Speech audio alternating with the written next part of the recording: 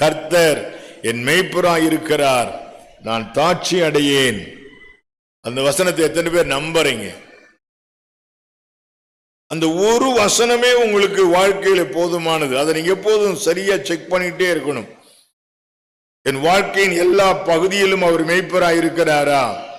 என் பிரயாணத்திலே, என் நட்பிலே, என் படிப்பிலே, என் திருமணத்திலே, என் பொருளாதாரத்திலே, என் இல்லற வாழ்க்கையிலே, என் வாழ்க்கையின் எல்லா பகுதியிலும் இயேசு எனக்கு மேய்ப்பராய் இருக்கிறாரா? நம்ம சில பகுதியை மட்டும் அவர் கையில கொடுக்கிறோம், எல்லா பகுதியும் கொடுக்கறது இல்லை. உதாரணம் சொல்லட்டுங்களா? ஞாயிற்றுக்கிழமை கால ஆராதனை நேரத்தில் ஒப்பு கொடுக்கிற மாதிரி தினமும் ஒப்பு கொடுத்து பாருங்க பார்க்கலாம். ஞாயிற்றுக்கிழமை கால ஆராதனை நேரத்தில் இருக்கிற அந்த பயபக்தி, ஞாயிற்றுக்கிழமை கால ஆராதனை இருக்கிற அந்த பரிசுத்தம், அந்த அர்ப்பணிப்பு மற்ற நாட்களிலும் இருக்குமானால் நீங்கள் திங்க் பண்ணி பாருங்க, அது எவ்வளவு நல்லா இருக்கும் தெரியுங்களா? நம்ம அப்படி செய்யறது கிடையாது.